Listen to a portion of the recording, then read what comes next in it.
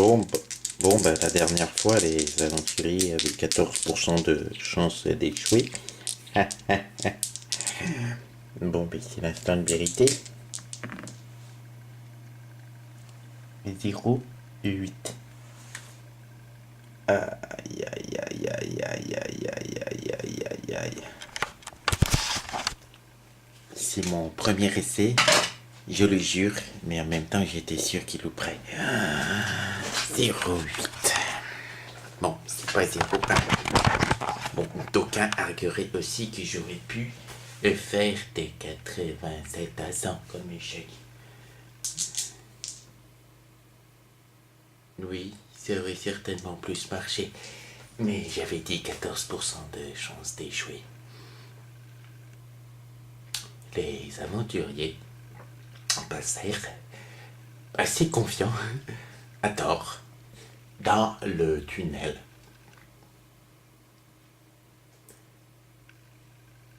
Sentir leur corps et leurs âmes qui se déchiraient alors qu'ils traversaient les voiles et les frontières du temps et de l'espace. Pendant quelques instants, ils eurent l'impression d'entendre avec leurs yeux, de sentir avec leur anus et de voir avec, par exemple, leurs intestins, ce qui n'était pas très agréable. Et puis se retrouvèrent plus ou moins décomposés, recomposés, aplatis, réallongés, transformés sur le cul d'Azathoth. Le chaos rampant. Oui, je sais, normalement ça appartient à un autre auteur de jeu de rôle, mais c'est pas comme si votre serviteur ne voulait pas éventuellement lancer une campagne de l'appel de Cthulhu ou de Warhammer. Et sur le cul de Azathoth, les aventuriers regardèrent le débat avec un air plus ou moins circonspect, si tant est qu'on peut avoir un air circonspect lorsque l'on est devenu non euclidien, et lui demandèrent 14%, mais pour qu'on soit dans cet état-là, et combien a-t-il fait 8 est le chiffre de l'octogone, le chiffre pour certains du chaos, le chiffre aussi relativement de l'infini. De l'infini, fit le guerrier qui avait la voix qui lui sortait du nombril. Ah, l'infini, qu'est-ce que ça implique pour nous? Parce que là, je trouve que sur le cul d'Azathoth, au moment où il va se réveiller, on va quand même être sérieusement dans la merde. La voleuse, qui était une sorte de flaque protoplasmique accompagnée de nombreux pseudopathes, avec une très jolie couleur tout à fait non euclidienne également, qui partait de l'indigo en passant par des nuances violacées et puis orange, respira très fort par ses ventouses et essaya d'étrangler le débat en lui hurlant tous les noms qu'elle avait appris au cours de toutes ses aventures, ce qui était relativement trop long pour que je puisse me permettre de les retranscrire dans cette vidéo. Ici, sur YouTube, ça ne peut pas dépasser 10 minutes, c'est le problème. Toujours quelques bastons, des énervés sur le débat, des tempérés, du tempéré, qu'il y en avait qu'un finalement, c'est le petit Hobbit. Lui, de toute façon, il était devenu une sorte de demi-géant de 72 mètres de long pour à peu près ça d'épaisseur. Lui, enfin, il avait du mal à se battre avec sa mentalité de Hobbit. Le nain se foutait sur la gueule aussi du débat. Pendant que le paladin avait fusionné avec le guerrier, qu'ils étaient se détacher l'un l'autre, c'était assez horrible. Le débat, alors qu'il se faisait mettre dessus, hurla, mais il doit y avoir une solution, il y a toujours la pierre du destin, petit hobbit, agis. Le petit hobbit qui voyait tous ces gens, tous ces blobs, tous ces blubs se démener dans des sens pas possibles et variés, regardant la pierre du destin, et constata un peu plus loin que Azathoth ouvrait son œil.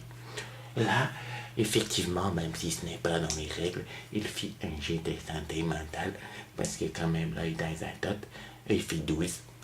Il réussit, il ne perdit qu'un des 10 de santé mentale, c'est-à-dire 7, ce qui le plongera dans une sorte de folie temporaire et activera la pierre du destin en souhaitant très fort aussi pour récupérer les pouvoirs du Deva et ne pas faire 14% à nouveau.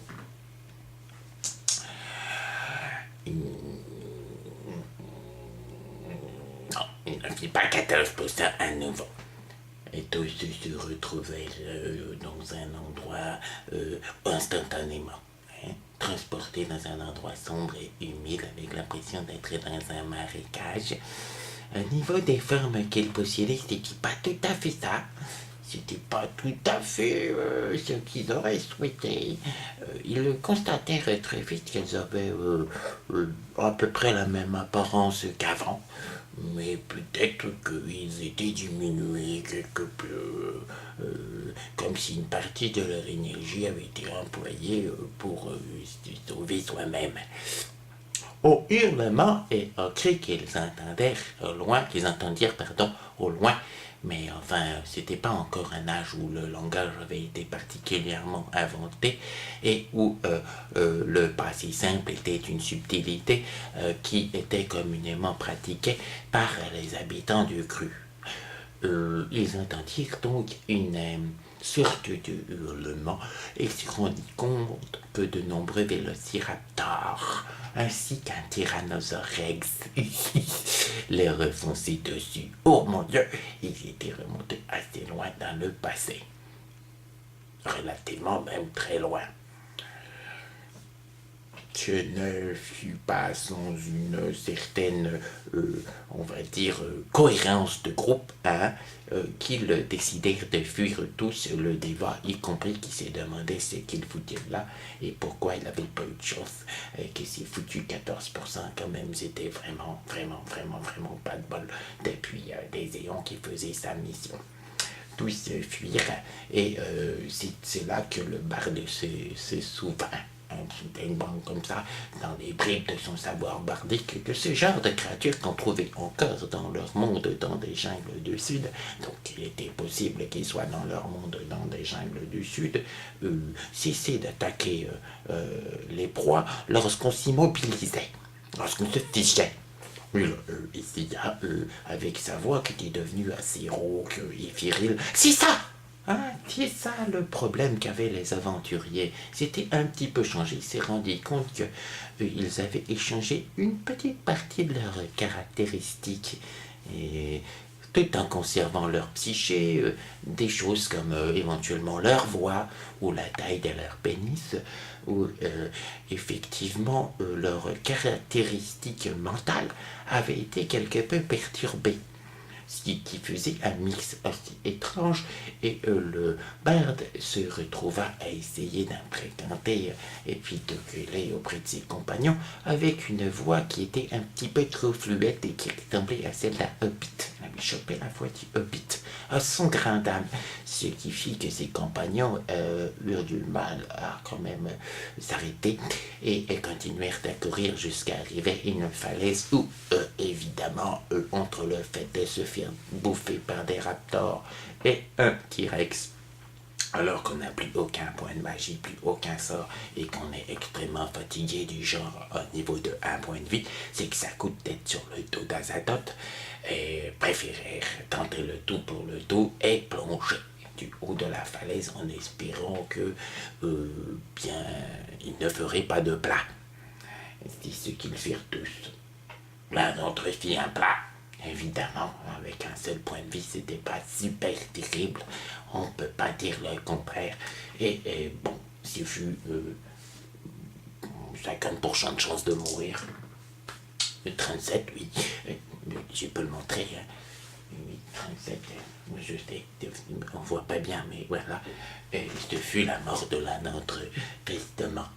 Qui, c'est l'objet du prochain épisode, une mort comme écrasée sur un rocher comme une pauvre merde.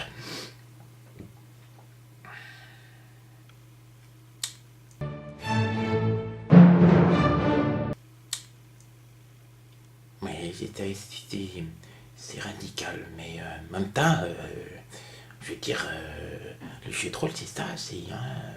Il faut savoir assumer certaines positions.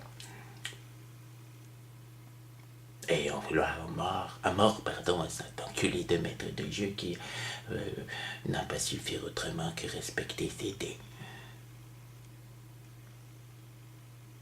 Et lui en mettre plein dans la motte lorsqu'elle lui passera joueur, bien sûr. Il n'y a pas de raison de ne pas se venger. Hein.